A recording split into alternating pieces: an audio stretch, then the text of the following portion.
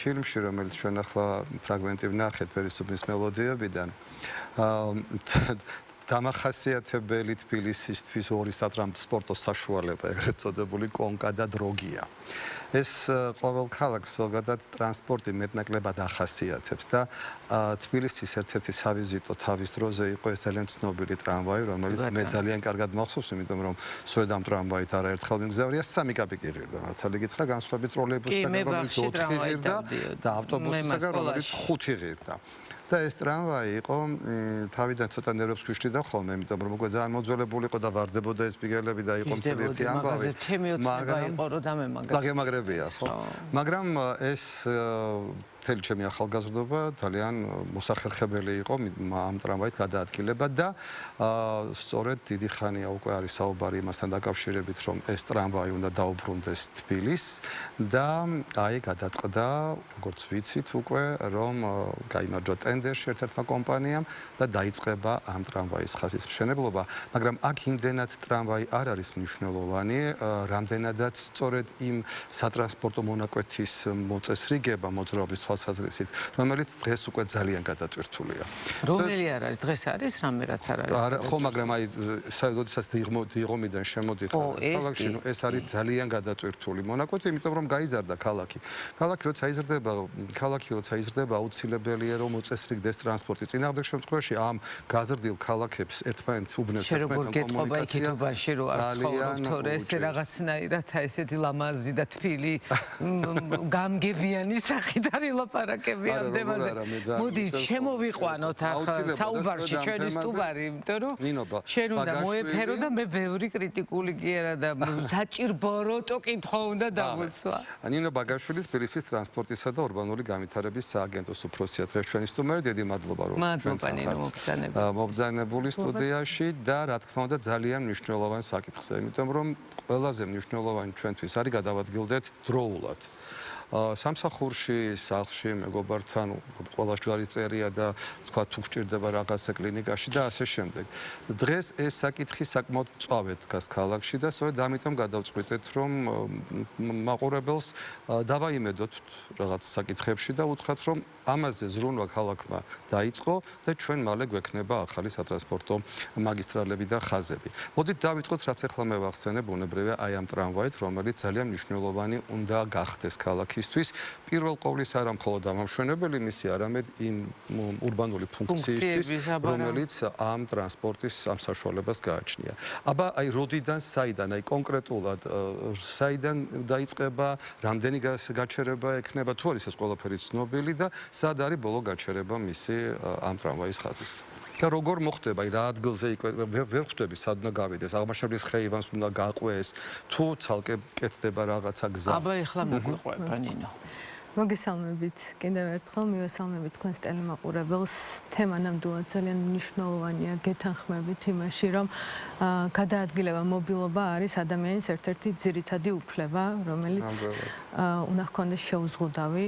ამიტომ სამწუხაროდ თბილისი ბევრჯერ ვახსენებ მე ამას, რომ წლების განმავლობაში ყალიბდებოდა როგორც მანქანაზე დამოკიდებული ქალაქი. გამომდინარე იქიდან, რომ არ არსებობდა გამართული საზოგადოებრივი ტრანსპორტი, არ არსებობდა შესაბამისი საქვეითე ინფრასტრუქტურა და ყურადღება არ ექცეოდა სხვა ალტერნატიული გადაადგილების საშუალებების ხელშეწყობას, კი ბატონო, ფუნქციონირებას. მხოლოდ ავტომობილზე იყო ნებისმიერი ქუჩის ინფრასტრუქტურა მორგებული და 2017 წლიდან ქალაქს არ გააჩნდა ამას მორგებული.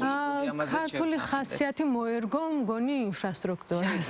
ხო, ესეც არის. მე მახსოვს ჩემ ბავშვობაში და ახალგაზრდობაში მანქანა სულ ახლა თუ 15 გაჩერება, ნუ კარგი ისე იმას ვამბობ, რა ქვია, ფიგურალურად, მაგრამ ძალიან ცოტას ყავდა ხო, ასე ვერ იყიდდი მანქანებს. და არა მხოლოდ ქართული, ეს პრობლემა არ არის მხოლოდ თბილისის პრობლემა და მე ყოველთვის მაიმედებს ის, რომ თითოეულმა ევროპულმა დღეს უკვე განვითარებულმა ქალაქმა იგივე გზა გაიარა, ოღონდ ჩვენზე ცოტა ხნით ადრე, კი ბატონო, მაგრამ დღეს უკვე ვხედავთ ჩვენვე შედეგს, რა შედეგებს მიაღწიეს და როგორ შეამცირეს მანქანაზე დამოკიდებულება.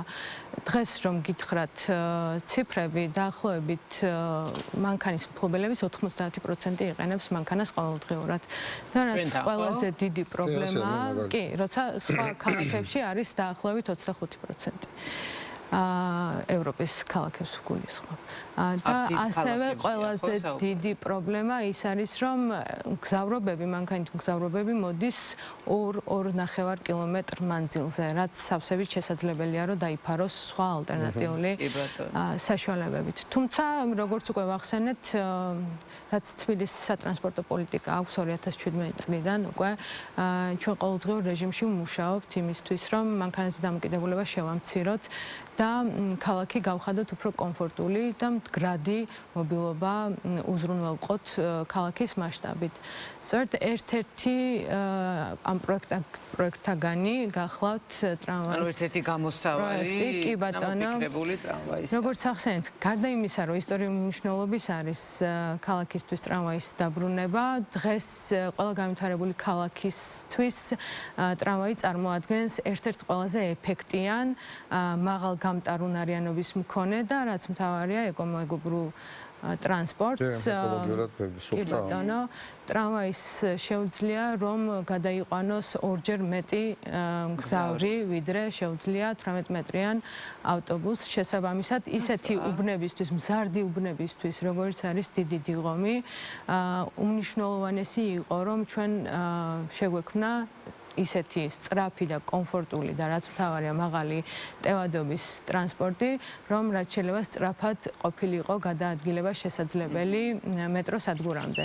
რა თქმა უნდა, ტრამვაის დაგეგმა ძალიან მნიშვნელოვანია და მას სწორედ მაშინ აქვს ეფექტი, როდესაც ინტეგრირებული არის მეტრო სადგურთან და სხვა ავტობუსის და სხვა ტრანსპორტის ხაზებთან. სწორედ ამიტომ შეირჩა დიდი დიღმის მესამე-მეოთხე მიკრორაიონიდან დაიგეგმება ხაზი, გამოგრძელდება მირიან მეფის ქუჩაზე, დიდ დიღომში, მთავარი ქუჩა რაც არის, იცით, თქვენ კი იყო ჩანდა ტელემაყურებლისთვის.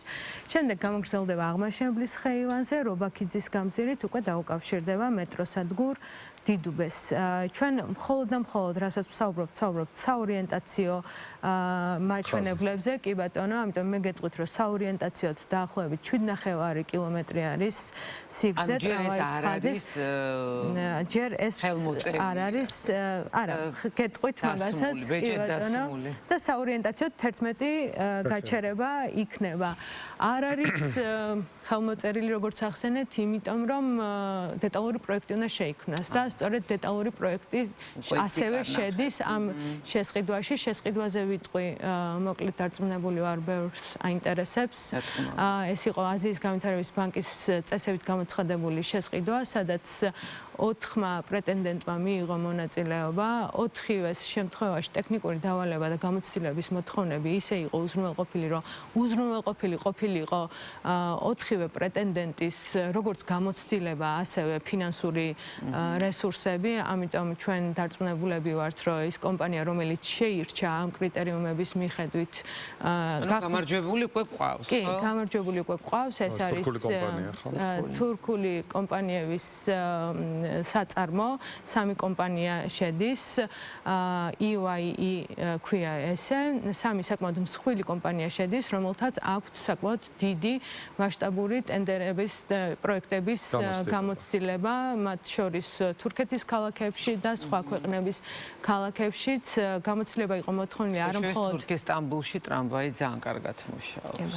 ძალიან ისეთი საყვარელი ტრანსპორტია. ხო, ახლა რა მინდა გითხოთ, ტრამვაი უმჯობესია, რომ არის ხოლმე საუბარი, რატო ტრამვაი და არა მეტრო. აი რა უკეთესობა და უპირატესობა აქვს მაგალითად ტრამვაის ამ შემთხვევაში. ალბათ ისო ბევრი გაჩერება შეგიძლია უფრო გააკეთო. მეტროს მე გულისხმობ ზედა, ანუ არა მიწის ქვეშ მეტროს ხაზებს, არამედ მიწის ზემოთ მეტროს ხაზებს. რომელზედაც მეტროზეც უნდა ვისაუბროთ. იგეგმება თუ არა კიდევ სადმე მეტროების გაყვანა. მეტრო რა თქმა უნდა წარმოადგენს ასევე ერთ-ერთ ყველაზე ეფექტურ და ეფექტიან სატრანსპორტო საშუალებას.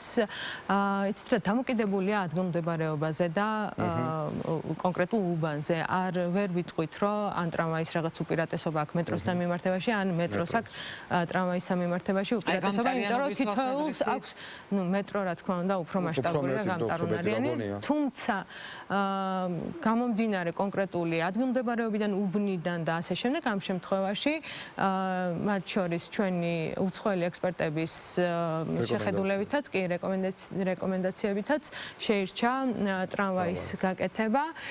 ჩვენ ახლა ვართ იმ ეტაპზე, რომ უკვე დაზუსტებულია დოკუმენტაცია პრეტენდენტების მიერ. ეს პრეტენდენტი ყველა გამოცდილების, ყველა კრიტერიუმს აკმაყოფილებდა და შეირჩა რამდენიმე აკმაყოფილებდა, თუმცა შეირჩა ყველაზე დაბალი ფასით.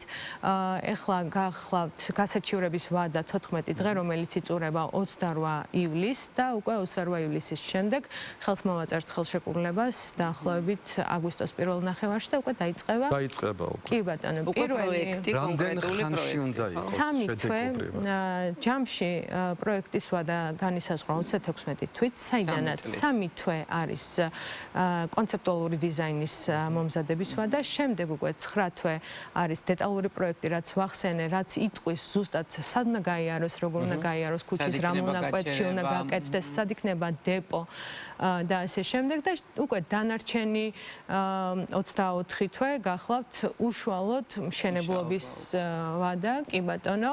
აღნიშნული პროექტი მოიცავს როგორც დეპოს მშენებლობას ტრამვაისთვის, ასევე ხაზის მშენებლობას, არ შედის ვაგონების შესყიდვა, თუმცა უკვე ვიწყებთ ჩვენ პარალელურ რეჟიმში ვაგონების შესყიდვას. რამდენი ვაგონი და რამდენი იქნება ხაზზე, იმიტომ რომ აი ავტობუსების პრობლემაც ეგ არის ხოლმე. დაახლოებით იგეგმება 10 შემადგენლობის ყიდვა და ერთ მარშრუტს, ერთ გაჩერებაზე შეიძლება 300 მგზავრის გადაყვანა, რაც კი ბატონო, ორჯერ მეტი არის ვიდრე. ანუ 2029 წლისთვის შემოგვემატება კიდევ ერთი ახალი ძალიან მნიშვნელოვანი გადაადგილების. და კიდევ ერთი საკითხი, ეს ძალიან მიხარია, იგი 29-ში 2029-თვის ყველაზე ასეთი ვადებია, იმედია რომ არ გადაიწევს იქეთ, გვექნება კიდევ, მანამდე უნდა გავძლოთ რაღაცნაირად.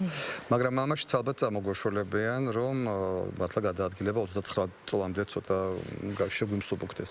არის საუბარი იმასთან დაკავშირებით, რომ მეტრო ვახსენეთ და თბილისსა და რუსთავს შორის შეიძლება იყოს ესეთი მოარული ჭორია, სიმართლეს შესაბამება, ამაზე ფიქრი მიმდინარეობს თუ აი რა მდგომარეობა ამასთან უბრალოდ დაკავშირებით. გოგას დაესიზ. ან მე და მე. არა, ნამდვილად ჩვენ მუშაობთ აზიის განვითარების ბანკთან ერთად. ეს პროექტი ჯერჯერობით ჩვენ ახლა პროექტზე არ ვმუშაობთ, ჩვენ გვინდა რომ ჩავატაროთ კვლევა, მიზანშეწონილობის კვლევა, სწორედ ეს ჭორი გაიგეთ თქვენ რომ მიზანშეწონილობის კვლევის ბაზრის კვლევა გამოაცხადა, კი ბატონო, აზიის განვითარების ბანკმა.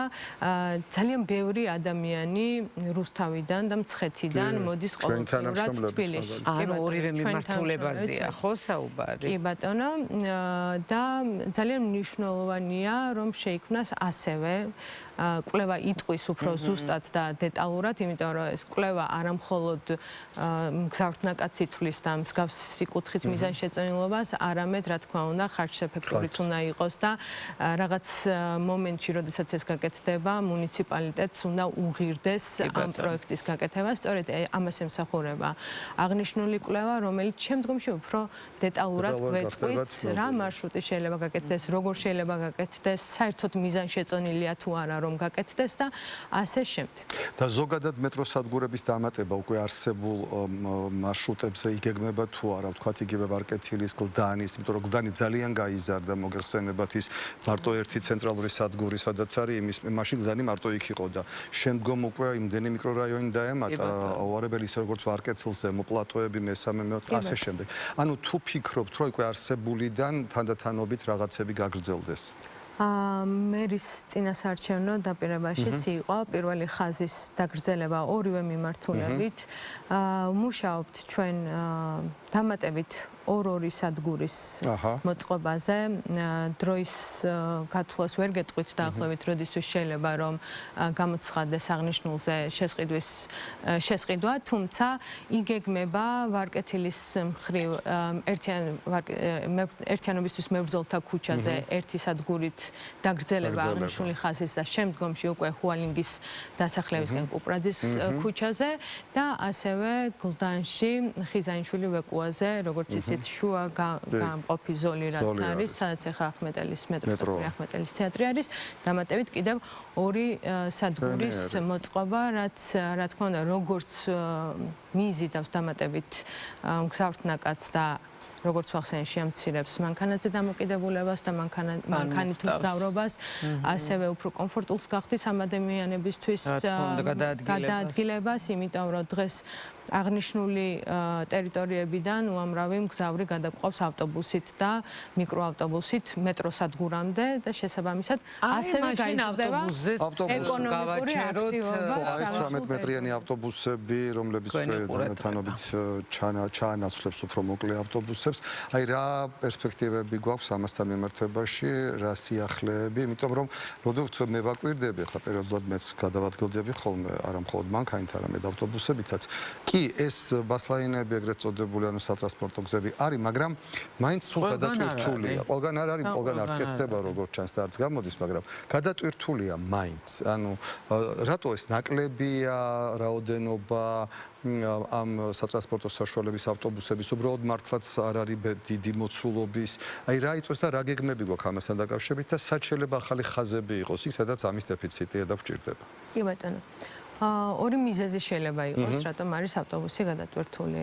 ჩვენ ყოველდღიურ რეჟიმში ვაკვირდებით აღნიშნულ მარშრუტებს და ვცდილობთ ხოლმე რომ გადაწყვეტის გზა ვიპოვოთ. ერთი შემთხვევა არის ის, რომ შეიძლება ამა თუ იმ ხაზზე გზავრთნაკადი იყოს ძალიან დიდი, ავტობუსი დათქმულ დროში მიდიოდეს გაჩერებაზე, თუმცა მაინც ვერ ახერხებდნენ მგზავრები ავტობუსის მოხვედრას. ამ შემთხვევაში ჩვენ ვცდილობთ ხოლმე რომ დავამატოთ დამატებითი მანქანები, იმისთვის რომ ინტერვალი შემცირდეს, კი ბატონო, იმ კონკრეტულ მარშრუტზე, ან შევცვალოთ 18 მეტრიანი, უფრო მაღალი ტევადობის, არა მხოლოდ 18 მეტრიანი, შეიძლება მიკროავტობუსი შეიცვალოს 12 მეტრიანი ავტობუსით და ასე შემდეგ. უფრო მაღალი ტევადობის მანქანით. მაგალითად, ეხლა ბოლო შემთხვევა გქონდა, საკმაოდ მწვავე პრობლემა არის დიდი დიღომი 321 მარშრუტზე. ჩვენ დავამატეთ უფრო მაღალი ტევადობის 18 მეტრიანი ავტობუსები, ჩავანაცვლეთ 12 მეტრიანი ავტობუსები, გამომდინარე იქიდან, რომ ერთი რომ ავტობუსი დათქმულ დროში ვერ მიდიოდა და ინტერვალს ვერ ასრულებდა გრაფიკის მიხედვით დადგენილს, თუმცა ასევე ჩვენი დაკვირვებით მგზავრთნაკადიც იყო საკმაოდ დიდი. და ისევ საცობები. კი ბატონო, აი მეორე მიზეზი რაც თქვი, ერთი არის რომ მგზავრთნაკადია დიდი ავტობუსი დათქმულ დროში მიდის, მაგრამ მაინც ვერ ადის მგზავრი და ეს სიმართლე გითხრათ საკმაოდ ხშირი არ არის, იშვიათია უფრო ხშირი არის, როდესაც ავტობუსი დგას მანქანების საცობში და ვერ მიდის დათქმულ დროს ავტობუსის გაჩერებაზე. შესაბამისად, თუ პირობითად მე ველოდები ავტობუს გაჩერებაზე 15 წუთში უნდა მოვიდეს ეს ავტობუსი და ვერ მოდის 15 წუთში და პირობითად მოდის 25 წუთში, უკვე იმ გაჩერებაზე არა ერთი ავტობუსის ტევადობის ხალხი დგას, არამედ ორი ავტობუსის ტევადობის ხალხი დგას. ამიტომ ჩვენ მაქსიმალურად ვცდილობთ, რომ ესეთ მარშრუტებზე სადაც ვხედავთ, რომ ეს პრობლემა არის, მაქსიმალურად შევუქმნათ უწყვეტი ავტობუსის განცალკევებული ზოლი იმისთვის, რომ ამ ადამიანებს არ მოუწიოთ გაჩერებაზე. ეს ავტობუსის ზოლებიც დაემატება, ხო, ნელ-ნელა ქალაქს? იცით რა, კი, როგორც ვახსენე, ხა როგორც იცით, ცოტა ხნის წინ შეშელიძის ხიდების მიმდებარე ტერიტორიაზე დაემატა, იმიტომ რომ კიდევ ერთხელ აღვნიშნავ, დიდი დიღმის პრობლემა იყო ძალიან მწვავე და საკმაოდ პრობლემური ტერიტორია იყო ეს შეშელიძის ხიდების ქაოტური მოძრაობა იყო მანქანების და მართლა საათობით უწევდა ავტობუსს ამ მანქანების საცობში ყოფნა და დღეს უკვე თამამად შეგვიძლია ვთქვათ, რომ მაქსიმალურად უკვე გაუმჯობესებული არის ავტობუსის გადაადგილების დრო და სამმავლოდ კიდევ უფრო მეტად ველოდებით გამომდინარე იქიდან, რომ ყოველთვის, როდესაც ახალ საგზაო მოძრაობას, სქემას ვქმნით და შემდგომში უკვე ვხაზავთ ამა თუ იმ ტერიტორიაზე, ყოველთვის არის პირველადი შეუჩვევლობის მომენტი მათ შორის, როგორც ავტობუსის მძღოლების მხრიდან, ასევე მანქანის მძღოლების მხრიდან. აუცილებლად ყველას ჭირდება, რომ შეეჩვიოს მოძრაობას, გაიგოს რა მიმართულება, რა შეიცვალა, როგორ შეიცვალა და შემდგომში უკვე კიდევ უფრო რეგულირდება ხოლმე, ამიტომ დღეს უკვე გვაქვს პროგრესი ავტობუსის გადაადგილების დროის მხრივ და კიდევ დამატებით ველოდებით გაუმჯობესებას და მინდა გითხრათ, რომ მოსახლეობიდანაც უკავშირი არის საკმაოდ კარგი. დადებითი უკვე სხვათა შორის იყო პერიოდი, როდესაც ძალიან სერიოზული. ერთი საკითხიც აი ამ ავტობუსებთან დაკავშირებით, მე რასაც ვაკვირდები, სანამ გადავალ აი ძალიან მნიშვნელოვან მაკრო მოდელზე, ციფრულ სამყარო სისტემებზე. აი ეს ბასლაინების, ეგრეთ წოდებული სატრანსპორტო გზების, რომელიც არის ქუჩაზე გამოყოფილი, სადაც ტაქსებიც მოძრაობენ. რაც ძალიან ჩემი დაკვირვებით ხშირად აი მე დავკვირვებ რა ავტობუსი მოდის, მაგრამ ეს ტაქსი ცოტა უფერხებს მას გადაადგილებას და აი ეს როგორ უნდა დარეგულირდეს, იმიტომ რომ არის ხოლმე იგივე საცობი ახსენეთ და ქმნიან გარკვეულ შეფერხებას და ხარვეზებს აი ამ გზაზე, იმიტომ თუ ეს არის ავტობუსის, ნუ იყოს ავტობუსის. და იქვე სკროლებიც, იქვე ეს ვოლტები, ბოლტები და ასე შემდეგ, რომლებიც დადიან ხშირ შემთხვევაში. ვისა აქვს უფლება რომ იყოს და რატომ აქვს ეს უფლება მინიჭებული? კი ბატონო, როგორც იცით, საზოგადოებრივი ტრანსპორტის ზოლი არის აღნიშნული ზოლი, თუმცა რამდენიმე წლის წინ მივიღეთ გადაწყვეტილება იმისთვის, რომ ტაქსოპარკი მეტწილად განახლებული იყო და გაუმჯობესებული იყო და მათ შორის ტაქსით გადაადგილებაც მოსახლეობისთვის უფრო კომფორტული გამხდარიყო, მივიღეთ გადაწყვეტილება, რომ ახალ მანქანებს, აწლამდე მანქანებს, რომლებსაც ეკნებოდათ A კატეგორიის ლიცენზია, მისცემოდათ უფლება ავტობუსის ზოლში გადაადგილების. რამაც რა თქმა უნდა შედეგი ნამდვილად გამოიღო, ბევრად უფრო მეტი მანქანა არის უკვე 10 წლამდე, ანუ განახლება მოხდა ამ მანქანების, მათ შორის მგზავრებიც საკმაოდ კვაყოფილი არიან, ვინც მგზავრობს აღნიშნული საშუალებებით, თუმცა როგორც ახსენეთ, პრობლემები არის, მათ შორის დამრღვევი მძღოლების მიერ, იმიტომ რომ მათ არ აქვთ უფლება რომ გადაკვეთონ ღერძულა ხაზის, შემდგომში ისევ დაბრუნდნენ, როცა მოუნდებათ, კი ბატონო, მხოლოდ წყვეტილი ხაზის გადაკვეთის უფლება აქვთ, ამიტომ ჩვენ შინაგან საქმეთა სამინისტროსთან ერთად მაქსიმალურად ვცდილობთ, რომ ადმინისტრირება იყოს საკმაოდ მკაცრი, იმიტომ რომ პირველ რიგში უსაფრთხოებიდან გამომდინარე, იმიტომ რომ მათი უსაფრთხოებაც და ავტობუსის მგზავრების უსაფრთხოებაც არის უპირატესი და გარდა ამისა იმისთვის, რომ არ შეფერხდეს ავტობუსი და ნამდვილად ასე, ანუ ამ რო ვიცოდეს მოსამაყურებელმა, ამ ტაქსებმა მხოლოდ ამ გზაზე უნდა იარონ თუ შედგებიან. კი, როდესაც ავტობუსი გაჩერდება, არ აქვთ უფლება რომ ღერძულა ხაზზე გვერდი აუაროს და მე კიდევ გადაუჭრას წინ. თუ აირჩევს იმას, რომ უნდა იაროს ავტობუსის ზოლში, უნდა იაროს ავტობუსის ზოლში წყვეტილი არ აი მივადექით ამ ძალიან საინტერესო თემას, ეს არის ეს მაკრო მოდელის სატრანსპორტო, რომელიც ციფრული სისტემების დანერგვას კურსობს. აი რას გვაძლევს ეს და რამდენად თქვათ აიოლებს იმ პოლიტიკის გატარებას, რასაც ქვია თქვათ სატრანსპორტო პოლიტიკა ქალაქში. კი ბატონო, ეს პროგრამა გახლავთ ვირტუალური მოდელი თბილისის, სადაც შეყვანილია ყველანაირი ინფორმაცია თბილისის მანქანის ნაკადების, მარშრუტების, საგზაო მოძრაობის, მიმართულებების და ასე შემდეგ. და ეს პროგრამა უკვე ბევრი ქალაქის მიერ გამოიყენება და აპრობირებული მეთოდია გამოიყენება შემდგომში გადაწყვეტილებების დატესტვისთვის, რამდენად მიზანშეწონილია ამა თუ იმ იდეის პროექტი განხორციელება უშუალოდ ქალაქში. მაგალითისთვის რომ გითხრათ, თითოეული გადაწყვეტილება, რაც კი შეიძლება რომ გაკეთდეს, იქნება ეს ქუჩის გაცალმხრევება, ქუჩის მიმართულების შეცვლა, ახალი კავშირის გაკეთება, ახალი ხიდის, ახალი ქუჩის გაკეთება. აღნიშნული პროგრამა ჩვენ საშუალებას გვაძლევს, რომ ეს გადაწყვეტილება, ვნახოთ ეს გადაწყვეტილება რა ზეგავლენას იქონიებს მთელი ქალაქის მასშტაბით.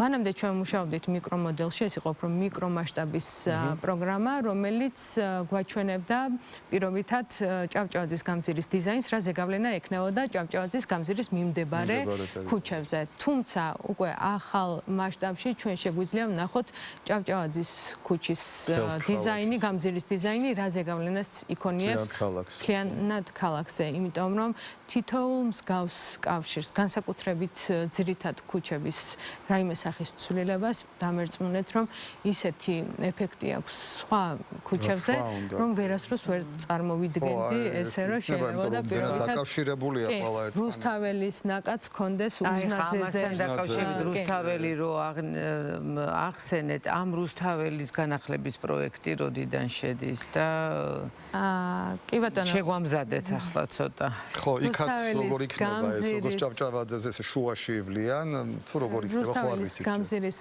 რეაბილიტაცია იწყება მე არ მინდა დავასწრო მერი იტყვის როდის იწყება რეაბილიტაცია თუმცა ეს იქნება უახლოეს დღეების განმავლობაში ჩვენ დიზაინი გვაქვს რუსთაველის გამზირის რა თქმა უნდა და როგორც უკვე ვახსენე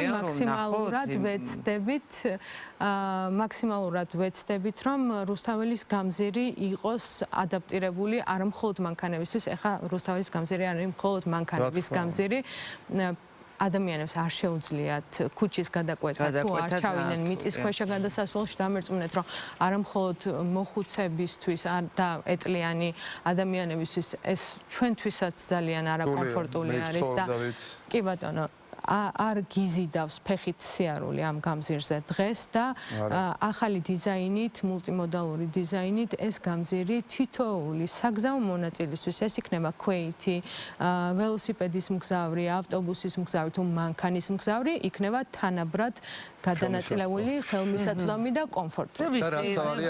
გავიხსენებთ ჩვენი მშობლების ტრადიციას რუსთაველზე. აუცილებლად მიმდებარე ქუჩების ზებრები იყო რუსთაველზე ისტორიულად. აი და აი ეს მიმდებარე ქუჩები რომლებიც ძალიან მძიმე მდგომარეობაშია იმ კოლექტორების ძველი კოლექტორების ჩავარდნის გამო და ასე შემდეგ აი ჭავჭავაძის ქუჩა ალექსანდრე ჭავჭავაძის გრიგორიოვის და ასე შემდეგ ხო აი მე ყოველდღე მაგ ქუჩაზე დავდივარ და ვიცი რომ აი ძლივს დაილეცა მანქანა ძალიან კარგი უღრმესი მადლობა უნდა გითხრათ რომ არა ხართ პირველად კი ხართ ჩვენთან ეთერში ჩვენს ეთერში მაგრამ არა უკანასკნელად დავწუნებული და საინტერესო და ძალიან კარგი ამბებით ხართ რომ ჩვენ მე ერთი და მეორე ძალიან გვინდა ჩვენი თანამშრომლების სახელით საზოგადოებრივი ნაუწყებლის პირველი არხის რომელიც 1000-ზე მეტი პოლიტიკოვსკაიზე ავტობუსში არ ცხადდება საზოგადოებრივი მაუწყებელი. როდესაც ეს პროგრამა ჩაიტვირთა ჩვენ მაშინ აქ არ ცხოვრობდით და ახლა რომ ჩვენი თხოვნა რომ პირველი არხი იყოს გამოცხადებული. ხო, იმიტომ რომ ეს ძალიან ისეთია. ძალიან დიდი მადლობა შემოკარგო მართლა ძალიან საინტერესო. მე მაყურებელს შევახსენებ რომ ჩვენი სტუმარი იყო ნინო ბაგაშვილი თბილისის ტრანსპორტისა და ურბანული განვითარების სამსახურის სააგენტოს უფროსი, რომელსაც კიდევ არა ერთხელ ველოდებით ჩვენ სტუდიაში. უღრმესი მადლობა.